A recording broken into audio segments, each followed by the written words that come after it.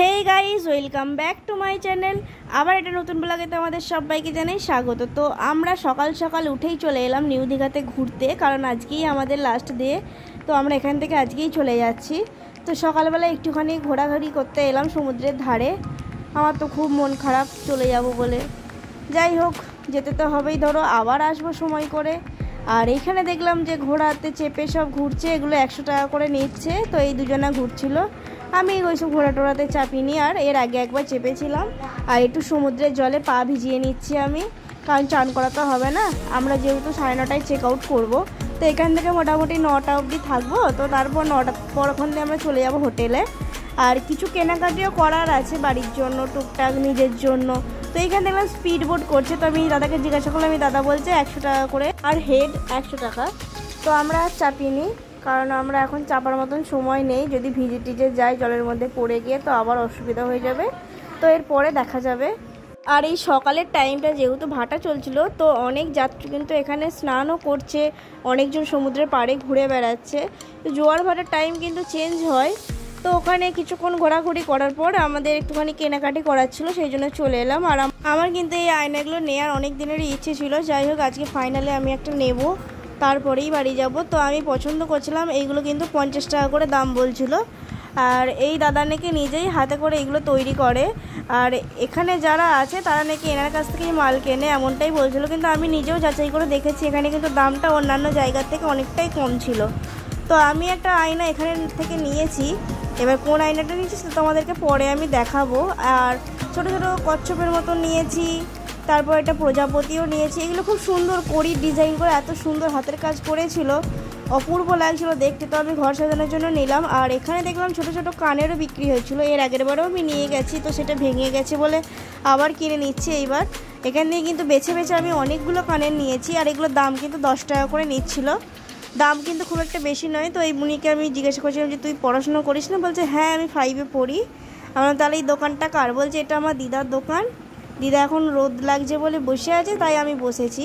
আর এই বুনিটা কিন্তু আমাকে অনেক কানের বেছে দিয়েছিল, তো সুন্দর সুন্দর। তো ওগুলো আমি কিন্তু প্রায় অনেকগুলোই নিয়েছি ওর কাছ থেকে। আর এইখানে যে প্রদীপগুলো দেখলে, এগুলো 10 টাকা করে দাম বলছিল। এখানে আরও অনেক কিছু ছিল। তো তারপর ওখান থেকে আমি এসেছিলাম একটা দীঘা জামা নেব বলে, কিন্তু দুঃখের বিষয় আমার দীঘা জামা নেওয়া হলো না, কারণ এই জামাগুলো ছোট বাচ্চাদের সাইজের ছিল। তো তারপর ওখান থেকে আমরা চলে এলাম ব্যাগ দেখতে। আর এখানে কিন্তু অনেক ধরনের টুপিও ছিল। তো টুপি নেব না, এখানে ব্যাগ দেখি যদি পছন্দ হয় তো নেব। তো আমি এখানে দামগুলো শুধাচ্ছিলাম ব্যাগের। এই যে অনেক রকমের কড়ি, তারপরে বস্তার ডিজাইন করা ব্যাগ আছে। আর এই ব্যাগটার দাম কিন্তু 250 টাকা করে বলছিল। আমি একটু দরাদরি করলাম, কিন্তু দাম খুব একটা কমাচ্ছিল না। আর এই যে গোল মতন ব্যাগগুলো, এখানে একটা সাদা রঙের ব্যাগ কিন্তু আমার পছন্দ হয়েছিল, দেখতে কিন্তু খুব সুন্দর ছিল ওই ব্যাগটা। আমার ওরকম সাইজের ব্যাগ আরও আছে, কিন্তু তাহলেও আমার একটু সাদা জিনিস বেশি ভালো লাগে।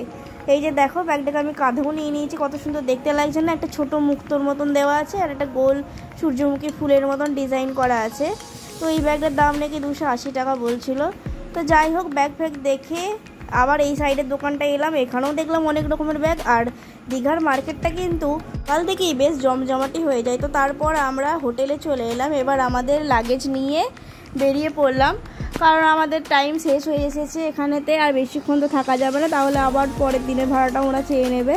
তো যাই হোক, এবার আমরা এখানে বাইক থেকে বার করছেও, আমরা এখানে রিসেপশনে সই টই করে বেরিয়ে পড়লাম। ছিলাম হোটেল অমৃতা। এই যে এইটা ধরে গেলে হাইওয়ে, আর এদিকটাতে গিয়ে নিউ দীঘা বিচ।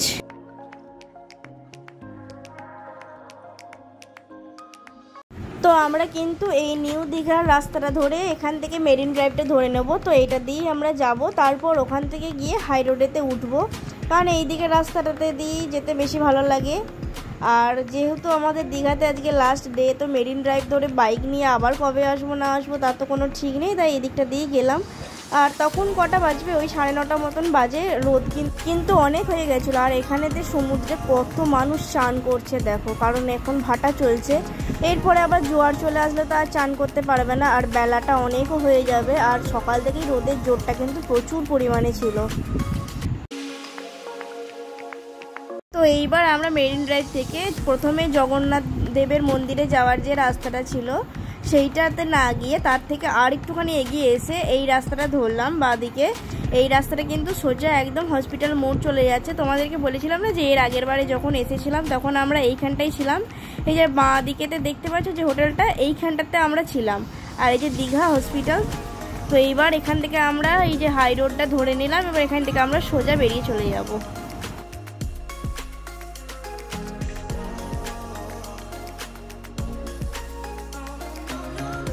আমরা এবার ওল্ড দীঘা ক্রস করে বেরিয়ে যাচ্ছি। আসার সময় ঠিক যতটাই আনন্দ লাগছিল যে যাচ্ছি এবার এত কষ্ট হচ্ছিল আসতে, কিন্তু তাহলেও একটা মনের মধ্যে আনন্দ ছিল। কিন্তু চলে যাওয়ার সময় কিন্তু মনটা খুবই খারাপ হচ্ছিল, আবার কবে আসবো না জানি তার ঠিক নেই। আর যেহেতু জগন্নাথ মন্দির উদ্বোধন হয়েছে, তো দীঘার পুরো শহরটাই কিন্তু এইরকম ছোট ছোট পতাকা, লাইটিং এইগুলো দিয়ে সব সাজানো আছে। খুবই সুন্দর দেখতে লাগছিল কিন্তু রাত্রেবেলায়। তো ভিডিওগুলো যদি ভালো লাগে চ্যানেলটাকে সাবস্ক্রাইব করে দিয়ে পাশে থেকো। বাই।